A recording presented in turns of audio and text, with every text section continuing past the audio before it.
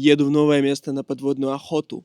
Там такой длинный мост, который уходит в море, но он развалился и оказался под водой. Так что его нужно будет обныривать. Должно быть круто.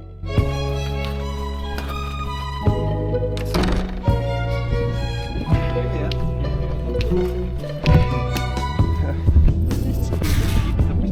А, 24 часа. Ну, без идиотизма. Получается прикольно. Мне нравится. Странная фигня.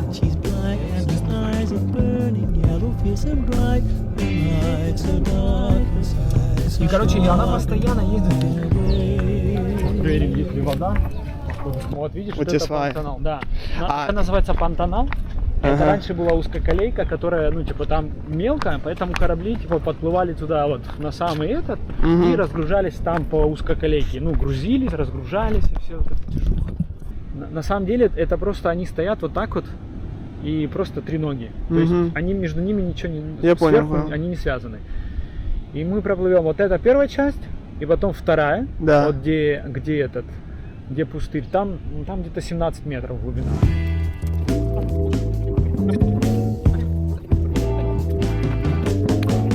As she acts out her past of jungle days, when the night was her friend in many other different ways. It gave protection, gave detection, her prey.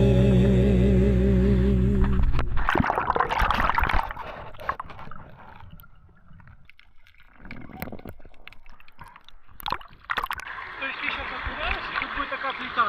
Ты умираешь до плиты и становишься вот так вот, берешься за вот это пила, за колонну, и потихоньку поднимаешься, и в пол воды смотришь вот туда на пляж, ну, по сторонам. Возле этой колоды, да? Да. В этот раз на подводной охоте я не один. Я с Васей. Вася благородно согласился показать мне новое место. Делаю свой первый нырок в поиске колонны. Но что-то колонны не видно. Да, у берега была очень мутная вода. Колонны все еще не видно. Может, вам видно?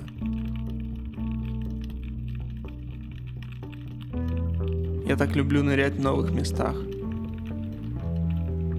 Даже когда ничего не видно. Ничего не нашел, всплываю. Я думаю, что будет легко найти эту колоду, а я ее не нашел даже. Мы немножко отплыли дальше, там где видимость получше. И это первый результативный нырок. Техника охоты в этом месте очень любопытная. Нужно нырнуть, доплыть до середины или низа колонны и ждать, пока кто-то пройдет мимо. Кто-то пройдет мимо этих колонн.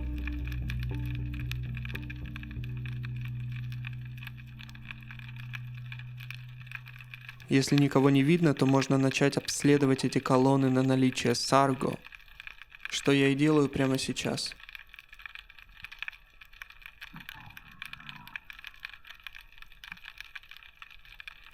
Вижу несколько малышей, и вдруг с левой стороны появляется нормального размера саргыч.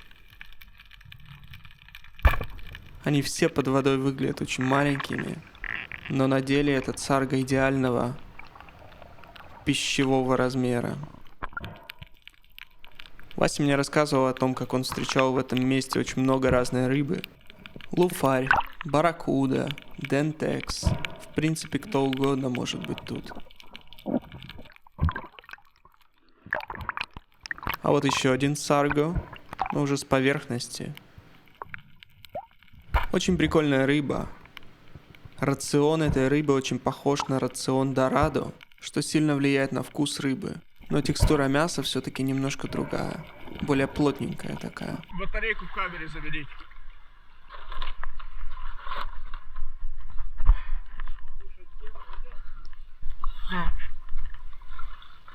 У тебя ружбайка прям на тебя. Тебе в голову сейчас ружье. Вот такой вот местяк. Да, Очень прикольный. Отдых.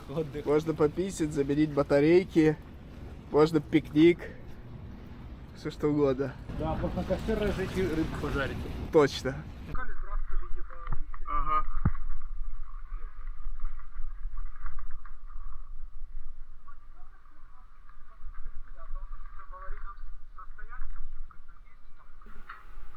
Да, прикольная особенность этого места, что можно вылезти на такую штуку, находясь на расстоянии километра от берега.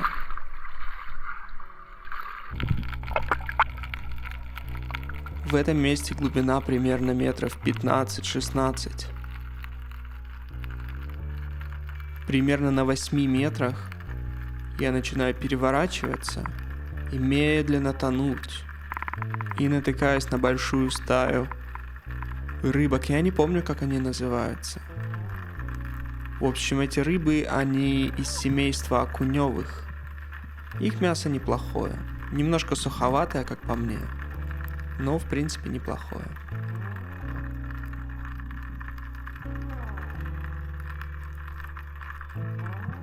Выбираю конкретную рыбку. И делаю хороший выстрел. Мне нравятся подобные сюрреалистичные пейзажи. Вот эти колонны. А вот абсолютно дурацкая ситуация. Из-за того, что я не привык обращаться с этой рыбкой, я ее схватил, так как мне кажется, было бы надежно ее схватить. Но она вырвалась. Это не страшно. Ее просто скушает барракуда. В этот раз я делаю все то же самое. Дохожу до середины колонны и начинаю медленно тонуть. Вижу хорошего сарго. Я не хочу в него стрелять в тот момент, когда он находится перед колонной, чтобы не повредить гарпун и быть уверенным, что флажок гарпуна откроется. Поэтому я дождался, когда он окажется на открытом пространстве. Мое первое знакомство с сарго произошло на Тенерифе.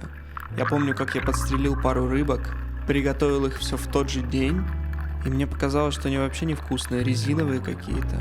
Сейчас я обожаю эту рыбу, я могу кушать их сколько угодно.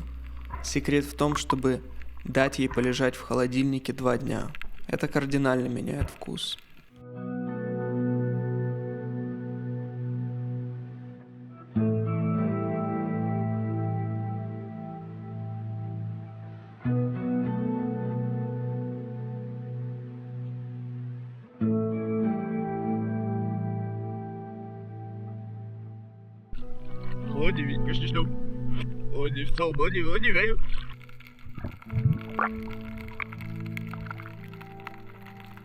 Мне правда очень нравится ездить в разные места.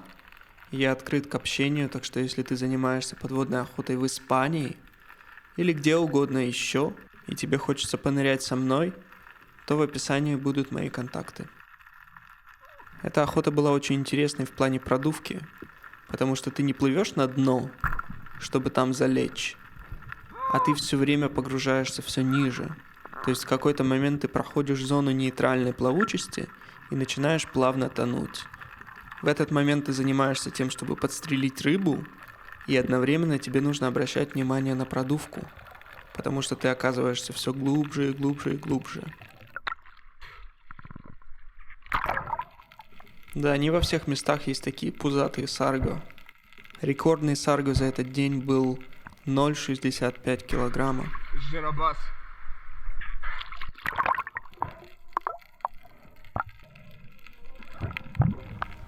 А вот и самый красивый нырок.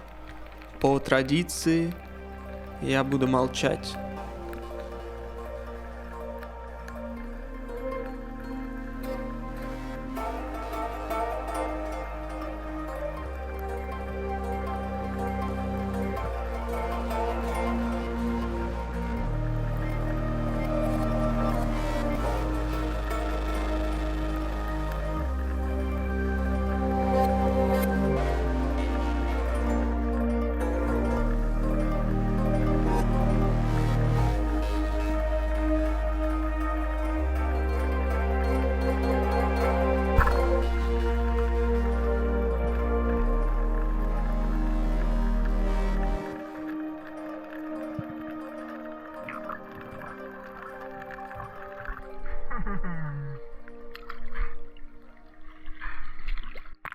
Все, конечно, ну типа зря. Да, я не понял просто. Реально они выглядят одинаково под водой. Что вот этот пузан, что... Не, ну пузан получше немного. Ага. Маленький. Но вони кажется, типа чуть-чуть побольше, а когда стреляешь, то потом И побольше. все таки смотрят на А вас. большие, наоборот, кажется, маленькие. Рыба. Сарги.